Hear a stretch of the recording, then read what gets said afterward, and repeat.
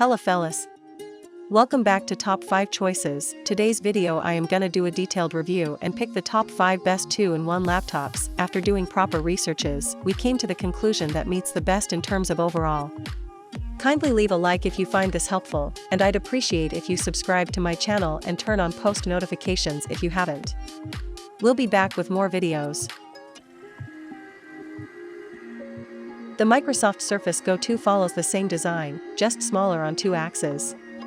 As far as budget laptops go, it doesn't get much better than this. It feels very premium with a reassuring heft while coming in at just 8.3mm thick, without the keyboard cover. The sides and the back are made of brushed aluminum, making it great to touch and carry around. There really isn't much to complain about when it comes to material choices or the build. The bottom half of the back splits open to become a kickstand and can open up to around 165 degrees. The hinge enabling this is also strong enough to prop up the tablet at all possible angles, without tipping over or slipping. There's a minimal Microsoft in the center with a mirror finish, giving it some added character. While this works well on a table, it's not too convenient to use on a laptop port-wise. You get an audio jack for headphones, USB-C port and proprietary charging port on the right-hand side. That charging port is magnetized, which means the charger snaps easily into it.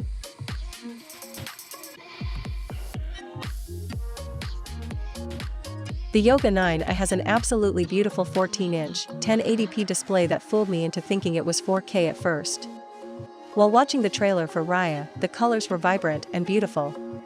In the scene where Raya is walking through the market, the green, pink, yellow, and orange tones of the lanterns were vivid. Meanwhile, the hay roofs, and even Raya's hair, were sharp and well-defined. According to our colorimeter, the Yoga 9i produced 107.3% of the sRGB color gamut, making it slightly better than the XPS 13 2-in-1, 98.8%, and the Spectre X360 14, 105.3%, but not as great as the MacBook Air, 114.3%. Our test also determined that the Yoga 9i isn't as bright, producing up to 334 nits.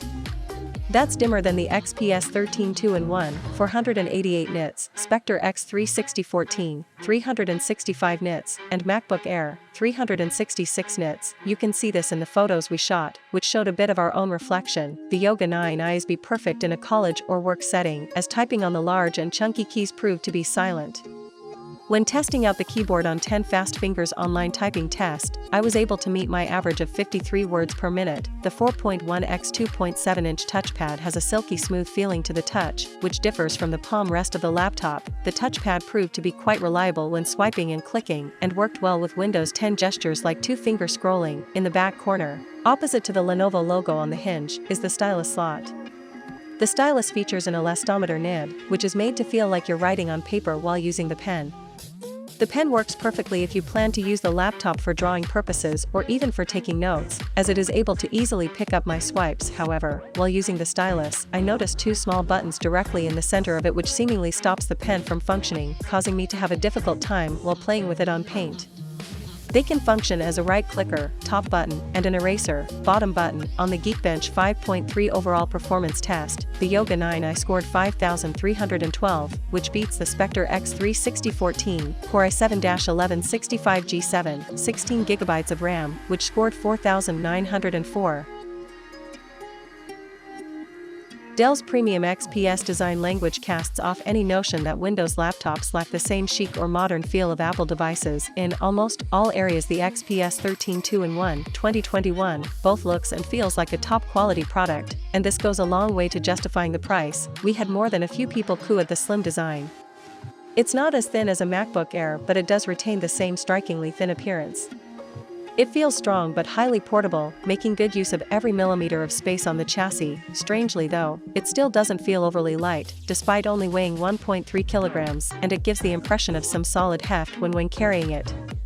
We suspect this is purely psychological though, due to the chunky solid feel of the metal lid, but this svelte design doesn't really get in the way or make it less portable, but instead somehow works in its favor, reinforcing the notion that you're holding a piece of quality well-built hardware. With the lid closed, the Dell XPS 13 2-in-1, 2021, is 13mm high at its thickest point and 7mm high at the narrowest with the lid open.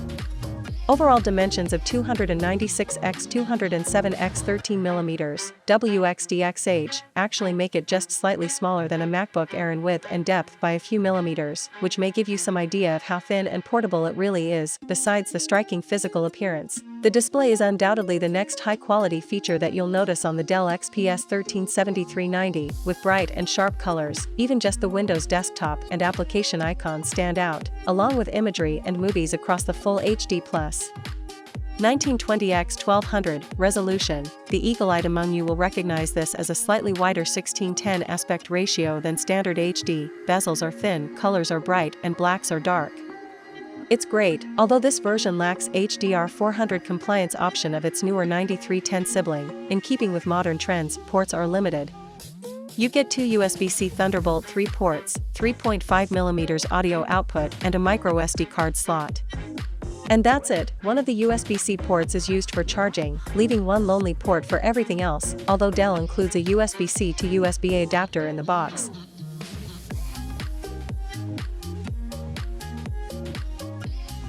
The biggest upgrade on the HP Spectre X360 2021 over the previous model are its components and performance, with the laptop being a showcase for Intel's latest mobile processors. As you can see in our Cinebench and Geekbench results, the new HP Spectre X360 2021 delivers a lift in performance compared to last year's model, with a single-core score of 1,317 compared to the previous model's 1,259. It isn't a huge leap, but it's an increase nonetheless.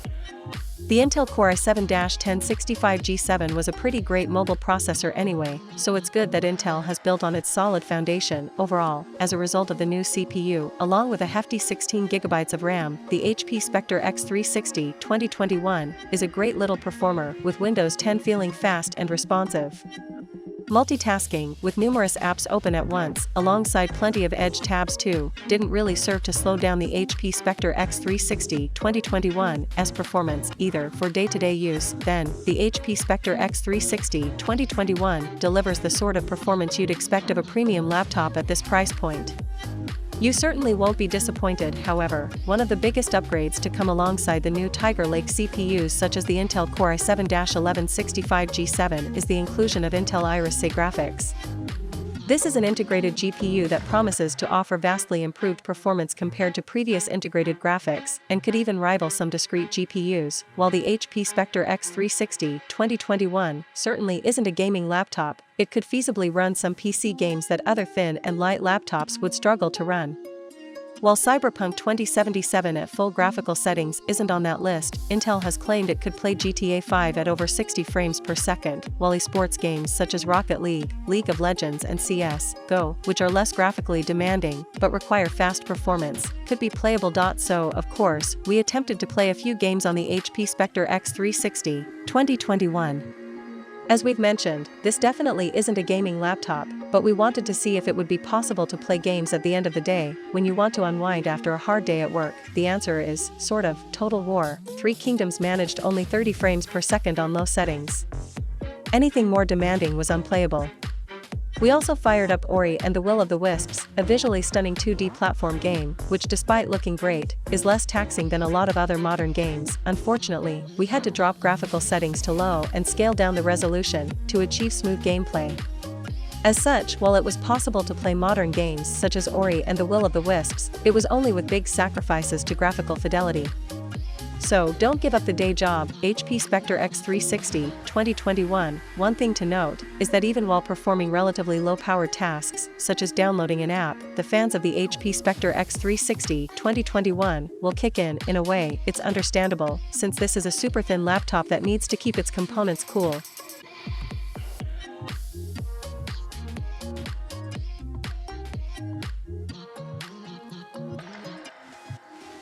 The Envy X360 13's touchscreen display measures 13.3 inches diagonally, a common screen size for ultra-portables. It's available only in Full HD, 920 by 1080 pixel resolution, which I find perfectly adequate for most tasks, though you may occasionally see slightly fuzzy text. The laptop doesn't have the option of a 4K resolution or OLED display, both of which are available on the more expensive Spectre X360 13. Display has an LED backlight with a rated brightness of 400 nits, which is perfectly viewable in most indoor situations.